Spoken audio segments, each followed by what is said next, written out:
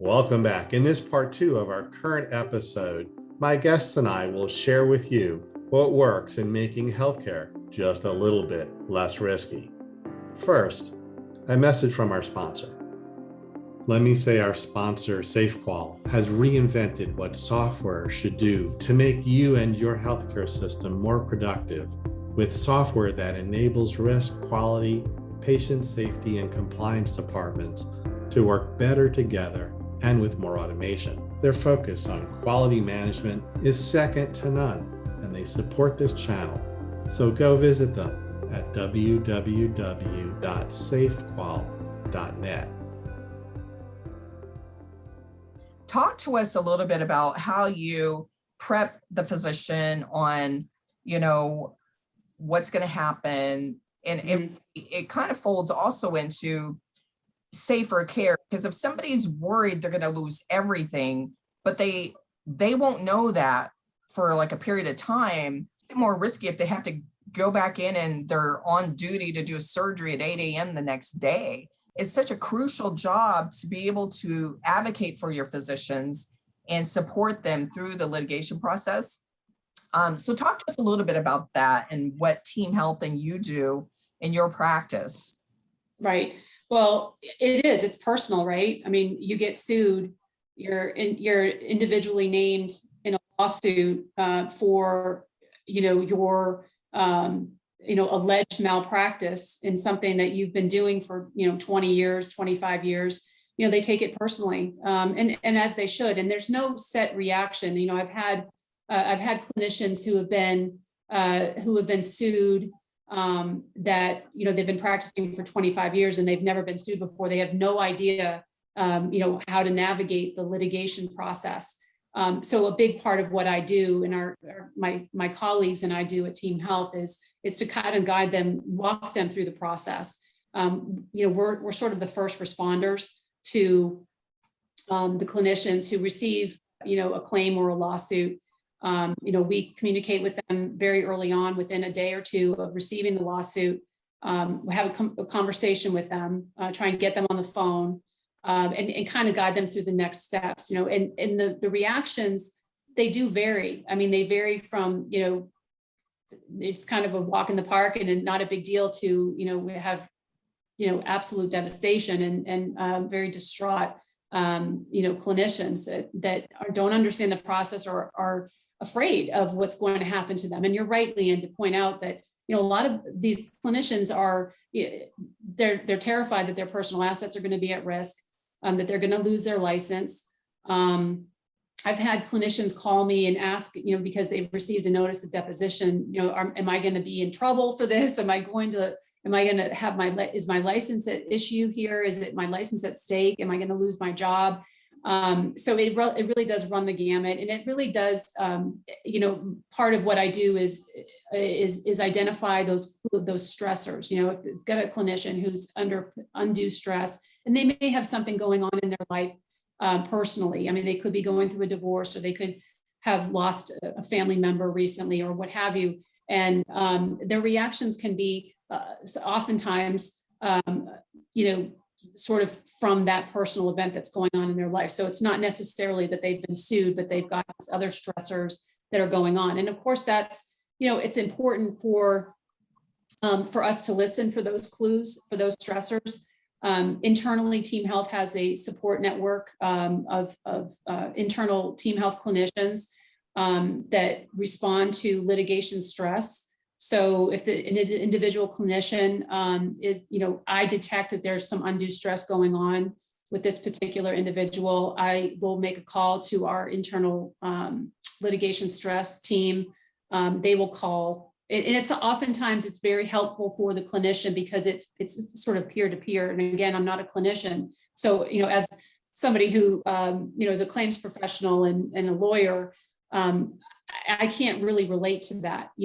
Having been not being a practicing physician in an emergency department setting, for example, and getting a lawsuit, having somebody on our litigation stress team who is a practicing physician who has been there before, it's not their first rodeo, they can call, they can have that peer-to-peer contact and communication. And oftentimes that's extraordinarily helpful to the clinician that's going through this.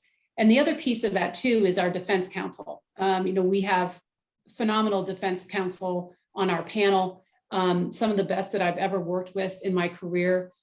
They are very, very seasoned and very experienced in representing physicians and clinicians, and are very helpful. So I'll make a call to one of my counsel and say, hey, look, this clinician's going through something right now. They've just been named in this lawsuit. Can you represent them and give them a call? And oftentimes that call's made within an hour or two. And we have a phenomenal support system at Team Health, and I think it's integral to the defense of the case overall. They have to know that they're supported. They have to know that they have the backing of a team of individuals that are going to do everything that we can to defend their care and treatment. Now, of course, that's in those cases that we evaluate that we don't find any merit to the claim. We're going to aggressively defend that clinician.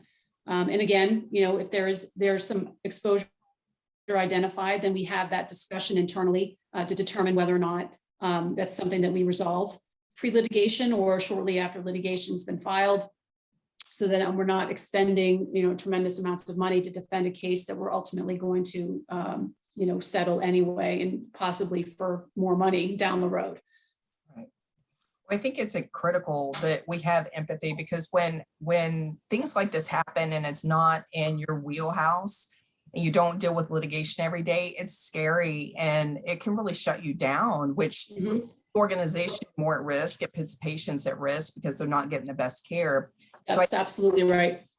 You're so on point to have that support group and mechanism structured within your company, because I know there's a great need for it. And two, some of these, we have employed physicians, we have independent contractors, and of course, from the risk management lens, when we have independent contractors, we don't have as much control as we would if we had a physician. And so we also, everything that you're speaking about, risk managers need to, if they don't have those things in place, they need to really think about it, because either way, you're supporting a clinician that is under stress. And when you're under stress, you are more likely to make mistakes, and you're not in the right frame of mind sometimes. So those are all things to consider and to really, reach out to them. The other thing I would say too is it goes back to relationships, Katie, because as you know, when you're looking at the tower of coverage, and maybe I have an independent contractor physician, I might have an employed physician at the same time that we're involved in a case, and figuring we all have to have collaborative relationships with all different parties to be able to successfully defend a case or successfully resolve a case. And so I think, the last thing we want to do is be adverse to one another. And, because that only drives up the price of some, absolutely, and creates even more exposure for the institution or for the doctor.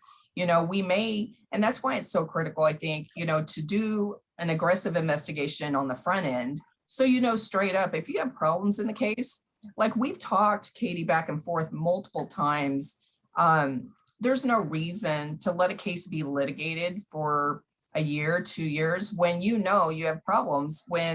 If I know I have problems and I go in and I'm aggressive today and I get things set up, I can do a mediation if I need to without the case being in litigation.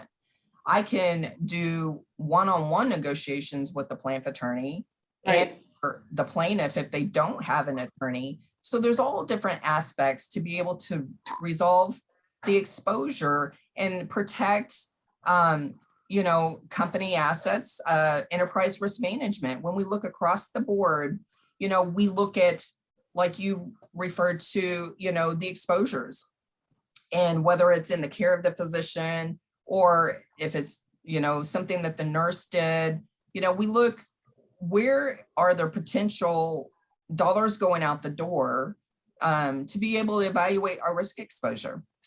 Absolutely. That's critical. And, collaborative relationships are a must. And if risk managers, if they're a new risk manager, they're not going to know all the things that we're talking about today. I mean, that comes with time. I mean, we both have over 20 years experience, and, you know, the learning curve is tough, but I think it just goes to speak that you need to surround yourself with seasoned people, with good people. And I know you and I, we have always surrounded ourselves with good seasoned people, because I mean, that's your team, you know, and like we spoke about before, usually, you know, my team always has a good lawyer involved, you know, in the team. And so, because every touch, you know, has a legal implication. So I think that risk managers have to be thoughtful. If they're new, they need to get in there. We have some playbooks through ASHRM that talk about the litigation process. And keep in mind, sometimes if the institution doesn't have somebody that is used to litigation or whatever, they may outsource it, and they may hire somebody that's a third-party administrator that talks to you, Katie, and maybe, you know, at some point though, if that's the case, you still need to know who the players are and make sure you talk to them about strategy. Because when we think about resolution and when we think about capping our exposure, we've got to have a strategy. We've got to be communicating with all the parties involved, and we need to understand the case. And you mentioned, Katie, that an in-house person that is reviewing records and stuff and giving you, you know, that report or that analysis. And I think that's also key to mention here too, is sometimes risk managers, they may be a clinician, they may not be a clinician, or you might have a similar process structured where, you know, you have a group of folks that if you have an untoward case come in or an incident or something, you need the medical records reviewed and summarized. You need to be thinking about what that process is to make sure that you get an accurate reflection of what happened, because that's like the first step. If you don't know what happened, you can't necessarily create a resolution plan. Right. And it needs to be protected. So exactly. The SWAT review is what we call it, but that's the initial review of the chart to identify any potential areas of exposure. That is done under the auspices of counsel. So that report is protected information. That's not something that's discoverable. But, you know, I would encourage, you know, there's sometimes, Leanne, there's an inherent tension at times, you know, with the being co-defendants with the hospital. Oftentimes in my cases, I see that the hospital is only involved in vicariously. There's no independent allegations of negligence made against the nurses, et cetera. So, you know, the hospital, there's sometimes an inherent tension there between the co-defendants, you know, meaning the clinician and the facility. That can be tough to navigate at times. And especially for a younger risk manager who's not really familiar with navigating those kinds of waters, it can be very confusing, because you do want to have a collaborative, united defense with your co-defendant. I mean, ideally across the board, that's always the best, you know, ideal situation going into a case and going into trial, is to have that. But sometimes, you know, we find that the nurses are deposed and they reveal a bunch of information. They haven't been prepared for their deposition. They've never given a deposition before. And I think it might be, you know, a really a fantastic opportunity, especially for a younger risk manager, to strongly encourage the you know, hospital counsel and their leadership at the facility to, you know, prepare their nurses for deposition, to get them ready for those tough questions that are going to come from a seasoned, experienced medical malpractice plaintiff attorney. You know, and I've seen it, and I've defended doctors and nurses who have not done well in their depositions, have given up a lot of information. And I just recently have had a case where that has happened, and it's kept us in for longer than need be, unfortunately.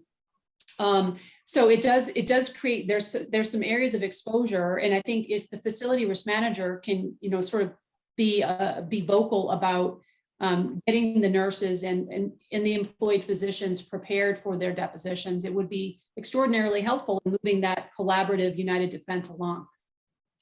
Well, and you mentioned giving information up. And I think, to clarify for the audience is sometimes when people get nervous, they just start rattling off stuff but when you're in a position where you're having to talk to maybe a plaintiff attorney or a group, what we usually advise, and Katie, you can talk about this further, is listen to the question and listen to the entirety of the question before you answer.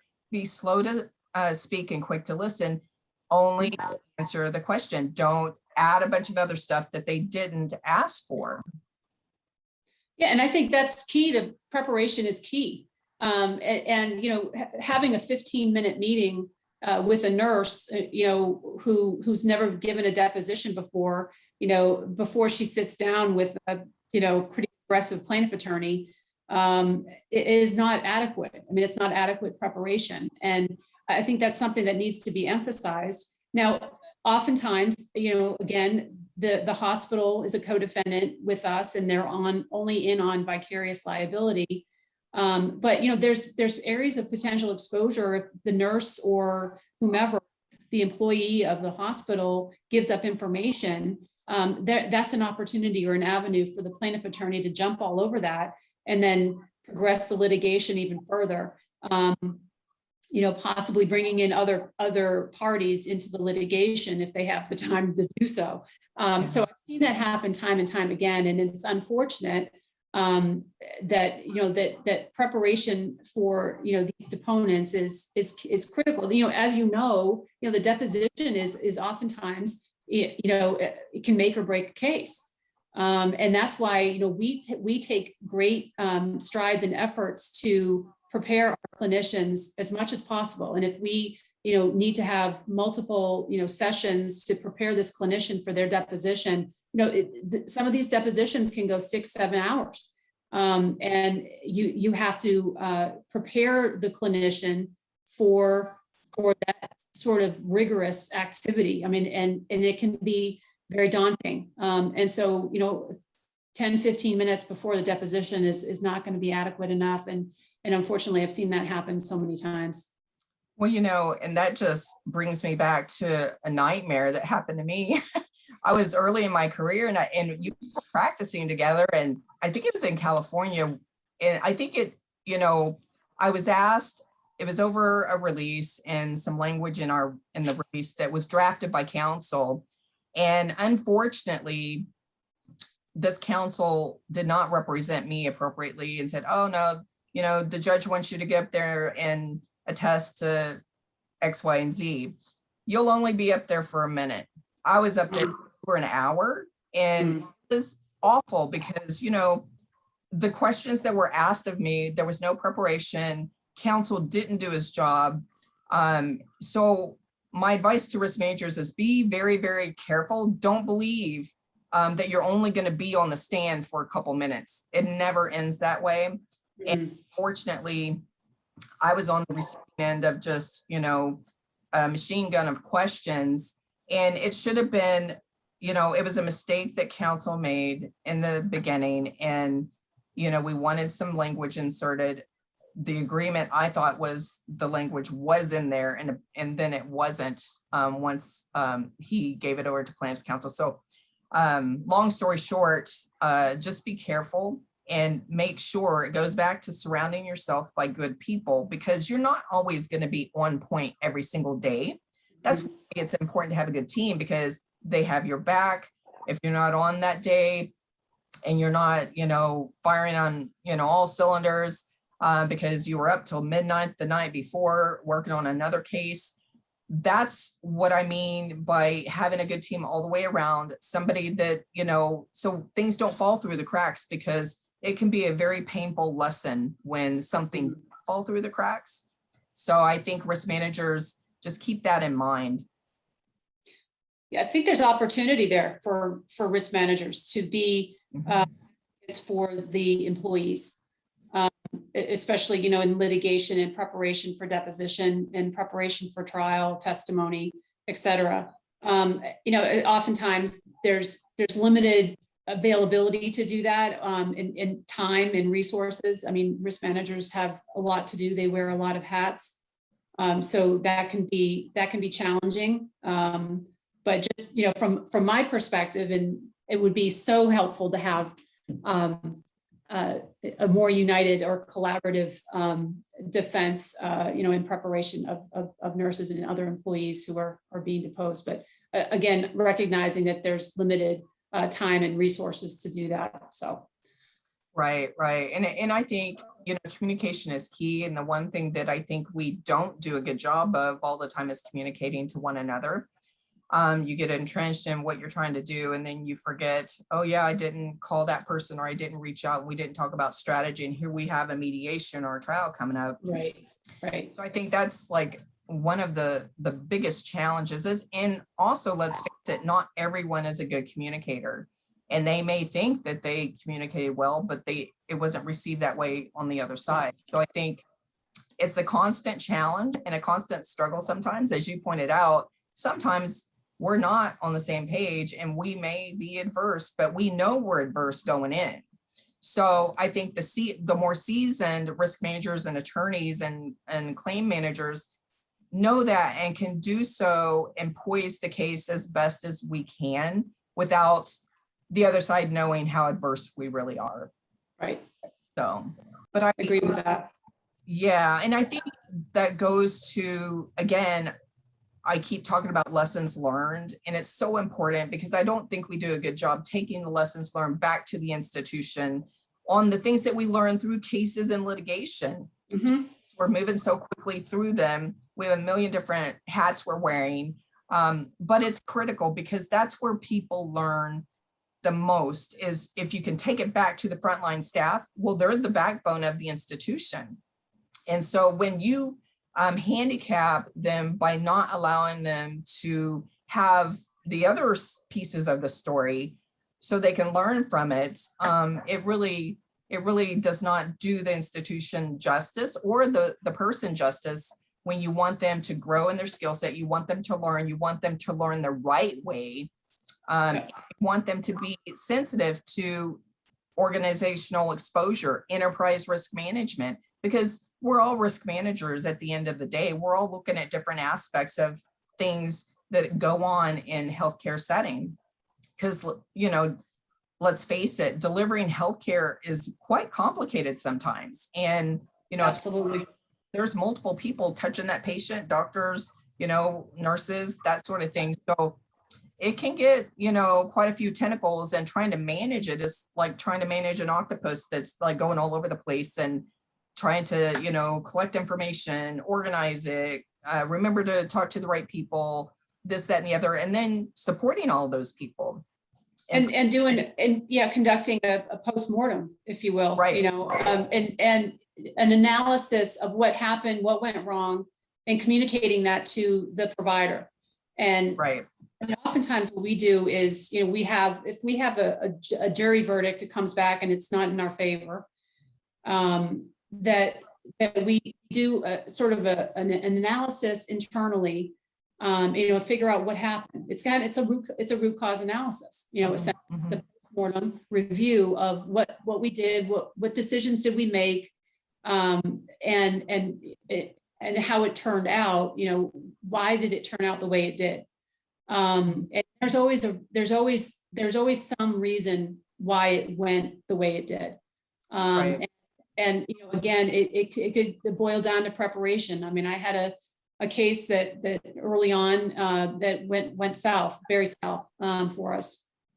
And I chalked it up to the clinician, didn't deliver a lot of confidence, and it was pretty apparent to the jury. And what could we have done to prepare that individual to sit in that jury box and to deliver confidently their care and treatment, and discuss what they did and defend their care and treatment. So there's lessons learned, like you said, and it's extraordinarily important because again, Leanne, I mean, it moves at 1,000,000 miles an hour, our business. It's very quick. I'm preparing a presentation for our defense counsel meeting at the end of the month, or the beginning of September. And I had to write down like kind of, what our claims process is. We get a new file in and what do I do? And I actually had to, it took me quite a bit of time to actually write down all the things because it's so instinctual, right? I mean, you're doing this long enough that it's just, it's like routine. I mean, you don't even think about it. But I actually did. I sat down, I wrote down, the steps that we take as claims managers and we're processing a new file, it's coming in and what we do and our communication with the clinician, et cetera. And there's quite a bit of activity. And so actually, taking some time and doing a root cause analysis or a postmortem, and kind of slowing down, taking a deep breath and seeing, okay, let's see the big picture here, see what we can do better next time. And I think that's invaluable. It's invaluable information. It's invaluable for us internally within the organization, but also, providing that analysis to the provider, to the clinician. So that's lessons learned. And what's also very good is that it's very beneficial, this postmortem or this root cause, when the clinician goes back into the practice, say they've sat in a trial for 2 weeks and they go back, they get a defense verdict or what have you. They're going back into that environment with their teammates, in the emergency department, for example, knowing, okay, this individual has just gone through a 2-week trial, they got a defense verdict, and that person is able to relay their experience of litigation to their coworkers. I mean, I think that's invaluable as well. You kind of step up your game a little bit, when you've been through that process. And I think that's incredibly important to share that information with your colleagues on the ground, and in the emergency department, for example, and relaying your experience, because it kind of keeps you on your toes a little bit, especially if you've been through the rigorous, litigation process. Right. And I know when we do the RCA exercise, it doesn't have to be something magnificently huge to do an RCA. There's different, it can be a small one, it can be a large one, it can be a medium-sized one, or you might, Sure. on the ones that are just very minimal, you might just do an S-bar and kind of walk through it. But when we do those RCA exercises, the whole point of that also is to make senior leadership aware of what's happening in the house and how we're going to fix it. So I think that that's key in, being able to communicate the lessons learned is huge. And I think that, at the end of the day, we're all trying to make a difference, and we're trying to make a difference in the lives that we serve, whether you're an attorney, whether you're a claims manager, whether you're a risk manager, you're a patient or a doctor. There's all, we're all trying, we all have the same goal, and that's to make a difference in the lives around us. And so I think that in that, we talked about this a little bit earlier, we advise, we guide, we lead, but we have to be willing to follow, because if you can't step back or recognize when you need to step back and let things play out, there could be lessons learned for you in that scenario too. Absolutely. The goal is, having empathy for those that are sitting across from you, that are going through something so traumatic. And to us, we're used to it. Like, we deal with conflict every single day, and we're strong. We've got the grit, but we didn't always have the grit. I mean, when we were young, when I was asked to, step in and, the judge wanted to talk to me about the release in the one case that I wasn't prepared to talk about, that was tattooed in my brain for a long time. I was like, oh, no, this is never going to happen again. And I was mad at counsel because I was like, why would you tell me it's only going to be a minute? And then I was up there over an hour getting grilled by this nasty judge. So I just think that, having empathy for those that seem to be in stress, because, like we talked about earlier, mistakes happen when you're not your best, and you need to be surrounded by people so they will have your back, catch those things that fall through the cracks, and, help mitigate the risk. You're absolutely right, and 100% on point with that. And, we're all human, right? We all make mistakes. We're not robots. There's no set formula for this. There's no way to put down on a piece of paper, you're supposed to react this way or that way. Every clinician is different. They react to these stressors differently. Each case is different. Each claim is different. So I think you're right. It's having empathy for the situation. It's kind of getting ahead of it, and identifying those clinicians that may be under undue stress from the situation.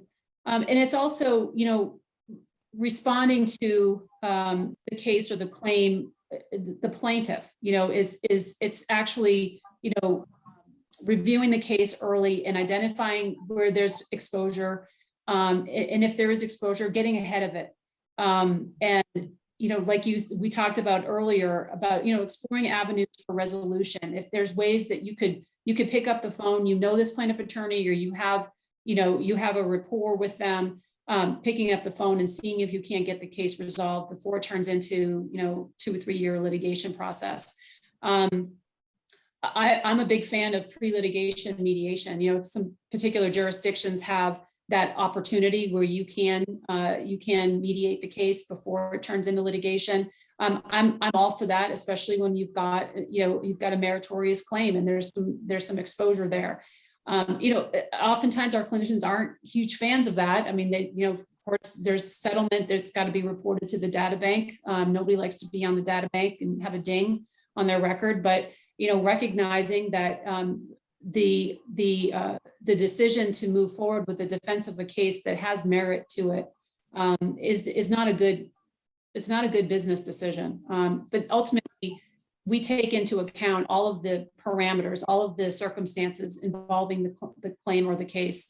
And like I said, every case is different, and you have to evaluate it individually. This particular clinician may have had 5 or 6 lawsuits in the past, but you have to deal with the case that's in front of you that has just come across your desk.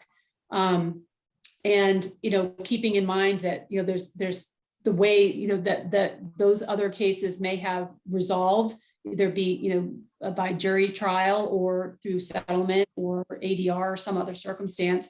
It's not reflective necessarily of what is in front of you at that time. The new case has just come across your desk. So again, you're right. There should be empathy there for the clinician, what they're going through, any personal stressors, and all of that should be identified. As a claims manager, that's my job, is to identify what's going on with this clinician early on, so that we have a good perspective and a good, clear, comprehensive plan on how to deal with the case. Well, thank you, Katie, for sharing your expertise. And Katie's an expert in a field. And I hope that the risk managers and other folks that are watching this video have gotten something out of this information, because I know this is just another part of the puzzle that risk managers deal with. And, their role is expansive. And as you've heard today, it's all about reducing risk, and knowing who the parties are that are involved in the situation, communication, lessons learned. So thank you, Katie, so much. I've enjoyed talking to you. It's been a while since we've seen one another. So I know it's been a while. The bus. So thank you. Well, thank you so much for having me. It's been a pleasure, and absolutely enjoyed it. And come back again. I'll absolutely love to. Thank you.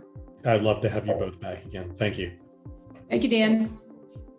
Thank you for listening. Before you go, I have 2 important messages. First, please use the SurveyMonkey link with this episode to provide us some feedback on what we did good. Second, while I play some background music, take a moment to write down something you got from this episode you want to remember. Something maybe you can do on your job or for yourself so that together we can make healthcare just a little bit less risky.